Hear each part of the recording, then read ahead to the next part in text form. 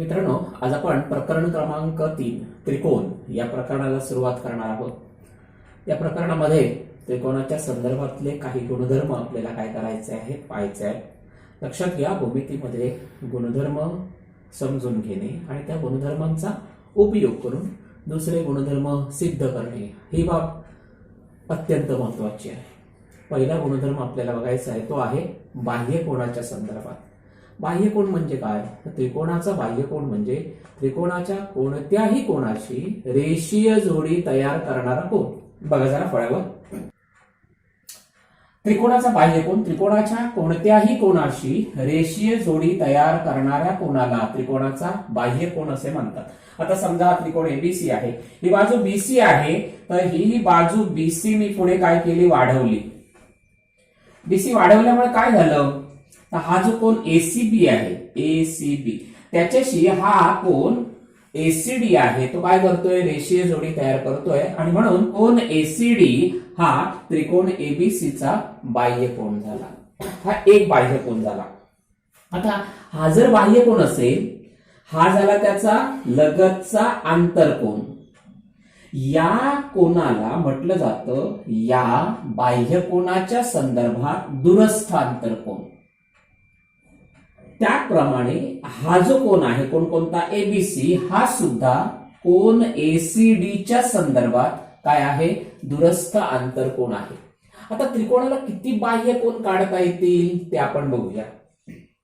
शिरोबिंदू सी लक्षात घेतला मी, तर एसीडी हा एक बाह्यकोन झाला। त्याचप्रमाणे मी समजा एसी वाढवलं पुढे, हा समजा ई बिंदू झाला, तर हा जो कोन आहे काय त्याचं नाव बीसीई, हा सुद्धा त्रिकोण एबीसीचा काय आहे, बाह्यकोन आहे।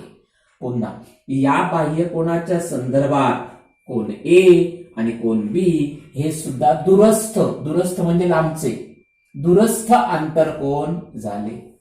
म्हणजे शिरोबिंदू सी च्या इथे मला दोन बाह्यकोन मिळाले। आता समजा मी शिरोबिंदू बी इथे मी काय केलं, ही बाजू वाढवली, तर हा जो कोन मिळाला हा सुद्धा काय झाला, बाह्यकोन झाला।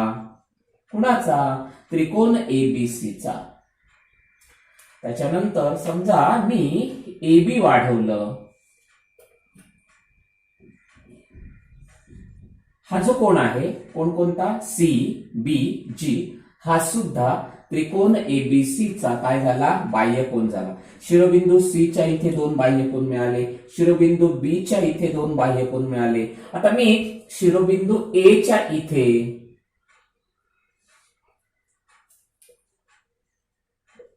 हा जो कोन आहे हा सुद्धा त्रिकोण एबीसीचा बाह्यकोन झाला।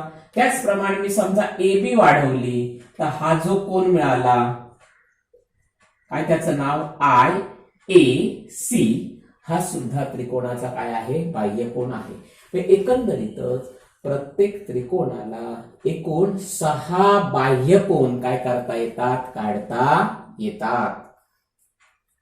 पहिलं प्रमेय आपल्याला जे पाहायचं आहे ते दूरस्थ आंतरकोनाचे प्रमेय। प्रमेय काय सांगतं बघा, त्रिकोणाच्या बाह्यकोनाचे माप हे त्याच्या दूरस्थ आंतरकोनांच्या मापांच्या बेरजे एवढे असते।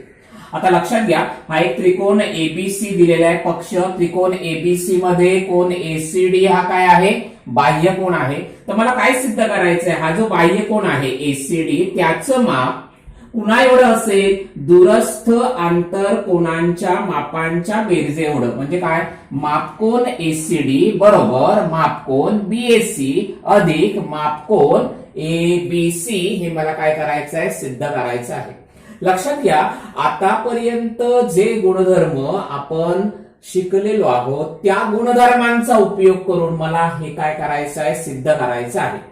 आता आकृती पाहिल्यानंतर तुमच्या लक्षात येईल, आणि त्रिकोणाचा बाह्यकोन म्हणजे काय, तर जो कोन त्रिकोणाच्या एखाद्या कोणाशी रेषीय जोडी तयार करतो। आता लक्षात घ्या, कोन एसीडी हा कोन एसीबीशी काय करतोय, रेषीय जोडी तयार करतोय। आणि आपल्याला माहिती आहे रेषीय जोडीतील कोणांच्या मापांची बेरीज 180 अंश असते।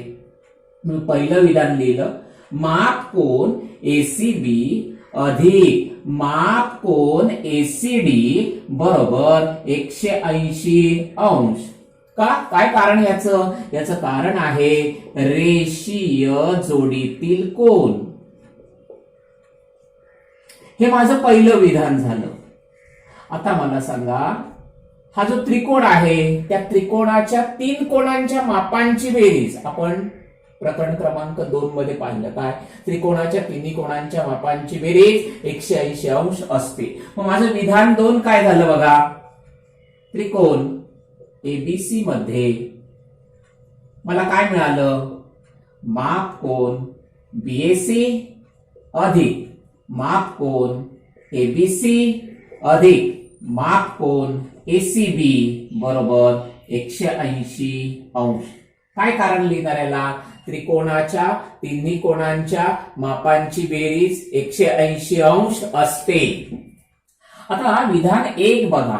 विधान 1 ची उजवी बाजू 180, विधान 2 ची उजवी बाजू सुद्धा किती आहे 180. म्हणजे विधान 1 आणि विधान 2 वरून आपल्याला काय मिळतं या विधानांची उजवी बाजू समान आहे. तर्क शुद्ध मांडणी काय सांगते तर जर उजवी बाजू समान असेल तर डावी बाजू सुद्धा काय असते समान असते. आणि म्हणून मला काय मिळालं माप कोन एसीबी अधिक माप कोन एसीडी बरोबर या विधान 1 ची डावी बाजू बरोबर विधान 2 ची डावी बाजू बरोबर माप कोन बीएसी अधिक माप कोन एबीसी अधिक माप कोन एसीबी. काय कारण विधान 1 व 2 वरून.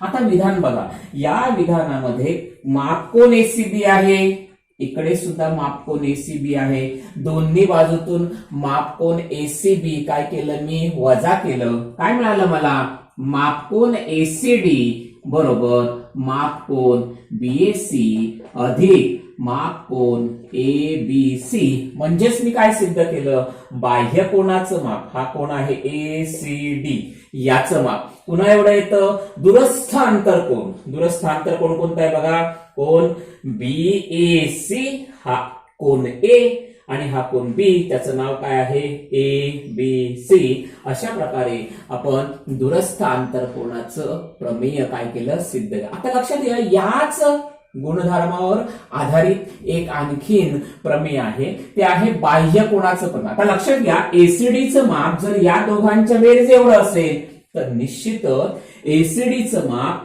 हे कोन ए पेक्षा पण मोठं असेल आणि कोन बी पेक्षा पण मोठं असेल. याला म्हणतात बाह्य कोनाचे प्रमेय. म्हणजे काय तर बाह्य कोनाचे माप हे दूरस्थ आंतरकोनापेक्षा मोठे असते. आता लक्षात घ्या याचं माप जर या दोघांच्या बेरीज एवढं असेल तर निश्चितच या कोनाचं माप या कोनापेक्षा इंडिव्हिज्युअल त्या कोनापेक्षा मोठं असेल. शिवाय या सुद्धा कोनापेक्षा कसं असेल मोठं असेल. यालाच म्हणतात बाह्य कोनाचे प्रमेय.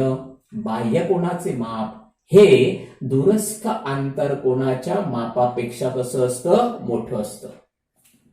सराव संच 3.1 मधलं पहिलं उदाहरण. आकृतीमध्ये आपल्याला काय दिलंय त्रिकोण एबीसी चा कोन एसीडी हा काय आहे बाह्य कोन आहे. कोन बी चं माप किती दिलंय 40, कोन ए चं माप दिलंय 70, तर कोन एसीडी चं माप काय करायचं आहे काढायचं आहे. आता लक्षात घ्या उदाहरणं सोडवताना आपल्याला आतापर्यंत आपण जे जे गुणधर्म काय केलेले आहेत शिकलेलो आहोत त्या गुणधर्मांचा काय करावा लागतो उपयोग करावा लागतो. आता आकृती पाहिल्यानंतर माझ्या काय लक्षात आलं आता मला बाह्य कोनाचं माप काढायचंय. हा एसीडी हा बाह्य कोन त्याचं माप काढायचंय. मला काय दिलंय हे ए आणि बी दूरस्थ आंतरकोन आहे त्यांचं माप दिलेलं आहे. मग कुठला गुणधर्म या आकृतीच्या संदर्भात मी शिकलोय तर तो आहे दूरस्थ आंतरकोनाचे प्रमेय. काय सांगतं बाह्य कोनाचं माप हे दूरस्थ आंतरकोनांच्या मापांच्या बेरजे एवढे असते. आता लक्षात घ्या उकल म्हणजे त्याचं सोल्युशन लिहिताना डायरेक्ट सूत्र नाही वापरायचं. आता हे सूत्र का वापरलं हे प्रेझेंटेशन पार्ट कसा असायला पाहिजे हे लक्षात घ्या. त्रिकोण एबीसी मध्ये कोन एसीडी हा बाह्य कोन आहे असं मला दिलेलं आहे. दिलेलं आहे म्हणजे काय सांगा पक्ष. आणि म्हणून मला आता कोणता गुणधर्म वापरायचा आहे? दूरस्थ आंतरकोनाचे प्रमेय. काय तो? मापकोन एसीडी बरोबर मापकोन बीएसी अधिक मापकोन एबीसी. बाह्य कोनाचं माप हे दूरस्थ आंतरकोनांच्या मापांच्या बेरजे एवढं असतं. याला म्हटलं जातं दूरस्थ आंतरकोनाचे प्रमेय. लक्षात घ्या, कारण न विसरता काय करायची? लिहायची. आता किंमत ठेवली. काय किंमत? बीएसीचं माप किती आहे? 70 अंश अधिक एबीसीचं माप किती आहे? 40 अंश बरोबर किती आलं? 110 अंश. आणि म्हणून माप कोन एसीडी किती आलं? एसीडीचं माप 110 अंश आहे. दुसरा, त्रिकोण पीक्यूआर मध्ये कोन पी किती आहे? 70 अंश आहे. कोन क्यू 65 अंश आहे. तर कोन आर चं माप काय करायचंय? मला काढायचंय. लक्षात घ्या, इथे त्रिकोणाच्या दोन कोणांची माप दिलेली आहेत. तिसऱ्या कोणाचं माप काय करायचं आहे? काढायचं आहे. तर आता आपल्याला आठवलं पाहिजे काय? तर त्रिकोणाच्या तीन कोणांच्या मापांच्या संदर्भात आपण कुठला गुणधर्म अभ्यासलेलो आहोत? तो गुणधर्म आहे त्रिकोणाच्या तिन्ही कोणांच्या मापांची बेरीज किती असते? 180 अंश असते. मग उकल त्रिकोण पीक्यूआर मध्ये मापकोन पी अधिक मापकोन क्यू अधिक मापकोन आर बरोबर 180 अंश. काय कारण? त्रिकोणाच्या तिन्ही कोणांच्या मापांची बेरीज किती असते? 180 अंश असते. आणि म्हणून आता किमती ठेवूया. पी चं माप किती आलं? 70. क्यू चं माप किती दिलेलं आहे? 65. आर चं माप काढायचं आहे बरोबर 180 अंश. 70 आणि 65 स्वरूप पद आहेत. दोघांची बेरीज किती आले? 135 अंश अधिक माप कोन आर बरोबर 180 अंश. आणि म्हणून हे आता अधिक 135 तिकडे गेले तर काय होतील? वजा होतील. आणि म्हणून मापकोन आर बरोबर 180 अंश वजा 135 अंश. आणि म्हणून कोन आर चं माप किती आलं? 45 अंश. त्रिकोणाच्या कोणांची मापे x अंश, x वजा 20 अंश, x वजा 40 अंश असतील तर प्रत्येक कोणाचं माप किती असेल? आपल्याला त्रिकोणाच्या तीन कोणांची माप x मध्ये दिलेली आहे. आपल्याला काय करायचं आहे? प्रत्येक x आधी माप काढणार मी आणि मग प्रत्येक कोणाचं माप काय करणार? काढणार. कोणता गुणधर्म? त्रिकोणाच्या तीन कोणांच्या मापांच्या संदर्भात आपण अभ्यासलेला आहे. त्रिकोणाच्या तीन कोणांच्या मापांची बेरीज किती असते? 180 अंश असते. पहिल्या कोणाचं माप x अधिक दुसऱ्या कोणाचं माप x वजा 20 अंश अधिक तिसऱ्या कोणाचं माप x वजा 40 अंश बरोबर किती? 180 अंश. काय कारण? त्रिकोणाच्या तिन्ही कोणांच्या मापांची बेरीज 180 अंश असते. आता लक्षात घ्या, याच्यातली स्वरूप पद बघा. x आणि x स्वरूप पद आहेत. x ची 3 वेळा बेरीज केली आणि म्हणून किती झाली? ती 3x. वजा 20 आणि वजा 40 चिन्हे समान, बेरीज करायची. बेरीजेला मोठ्या संख्येचं चिन्ह. वजा 20 आणि वजा 40 बेरीज किती येते? वजा 60. 3x वजा 60 बरोबर 180 अंश. वजा 60 अंश उजवीकडे नेले काय होत? 3x बरोबर 180 अंश अधिक 60 अंश. आणि म्हणून 3x बरोबर 240 अंश. आता हे 3x चा अर्थ होतो 3 गुणिले x. हे गुणिले 3 उजवीकडे नेले, डावीकडून उजवीकडे नेले, गुणिले आहेत म्हणून ते काय होतील? भागिले. x बरोबर 240 अंश भागिले 3 बरोबर किती सांगा? 80 अंश. म्हणून पहिल्या कोणाचं माप किती आहे? x ची किंमत किती आली? 80 अंश. दुसऱ्या कोणाचं माप किती आहे? x वजा 20. x ची किंमत ठेवूया 80 वजा 20 बरोबर किती आलं? 60 अंश. तिसऱ्या कोणाचं माप x वजा 40. x ची किंमत किती आली? 80. 80 वजा 40 बरोबर 40 अंश. चौथा, त्रिकोणाच्या तीन कोणांपैकी एक कोण सर्वात लहान कोणाच्या दुप्पट, दुसरा कोण सर्वात लहान कोणाच्या तिप्पट, तर तिन्ही कोणांची काय करायची आहेत? माप काढायची आहेत. आता बघूया इथे आपल्याला काय सांगितलंय?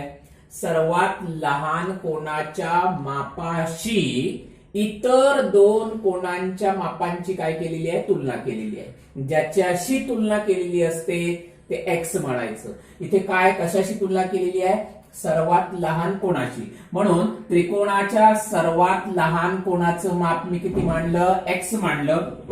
दुसऱ्या कोणाचं माप किती आहे सांगा, 2x अंश, दुप्पट आहे म्हणून 2x अंश. तिसऱ्या कोणाचं माप किती आहे, तिप्पट आहे म्हणजे किती झालं, 3x अंश. मला माहिती आहे त्रिकोणाच्या तीन कोणांच्या मापांची बेरीज म्हणजे x अधिक 2x अधिक 3x बरोबर 180 अंश. म्हणून आता बघा x म्हणजे 1x, 1x अधिक 2x अधिक 3x ही स्वरूप पद आहेत. स्वरूप पदांची बेरीज होणार. कशी बेरीज होते, त्यांच्या सहगुणकांची बेरीज होते. याचा सहगुणक 1 अधिक 2 अधिक 3 म्हणजे बेरीज किती झाली, 6x बरोबर 180. आता हे 6x चा अर्थ काय होतो, 6 गुणिले x. हे गुणिले 6 तिकडे गेले काय होतील, भागिले होतील. 180 अंश भागिले 6 म्हणजे x चं माप किती आलं, 30 अंश.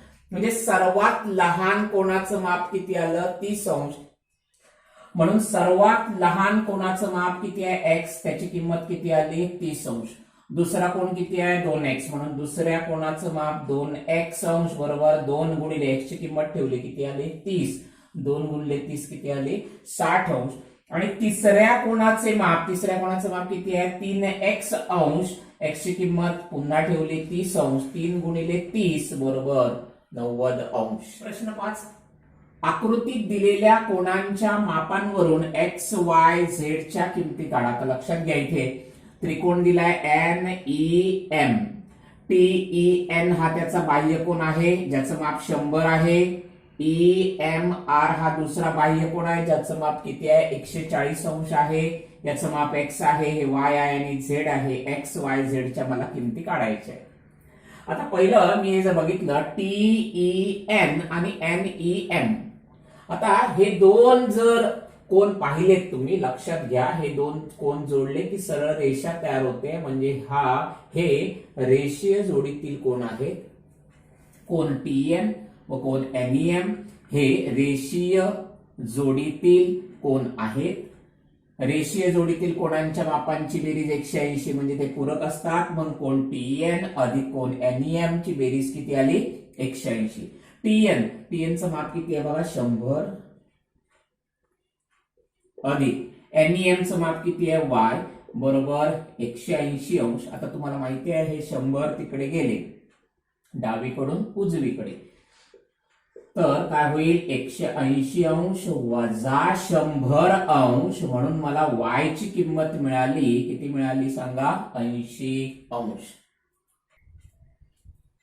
नंबर 2, आता लक्षात घ्या EMN आणि EMR. लक्षात घ्या इथे बघा दोन कोण कसे आहेत, हे सुद्धा रेषीय जोडीतील आहेत. कोण EMN व कोण EMR हे रेषीय जोडीतील कोण आहेत असं दिलेलं आहे म्हणजे काय, पक्ष. आणि कोण EMN अधिक कोण EMR बरोबर 180 अंश. काय, रेषीय जोडीतील कोण पूरक असतात म्हणजेच काय, त्या दोघांची बेरीज किती असते, 180. आता EMN चं माप किती आहे, z अधिक 140 बरोबर 180 अंश. आणि म्हणून z चं माप किती, 180 अंश वजा 140 अंश बरोबर 40 अंश. आता लक्षात घ्या आपल्याला कोणाची किंमत मिळाली, y ची किंमत मिळाली, z ची किंमत मिळाली. x, y आणि z हे काय आहेत, त्रिकोणाचे तीन कोण आहेत.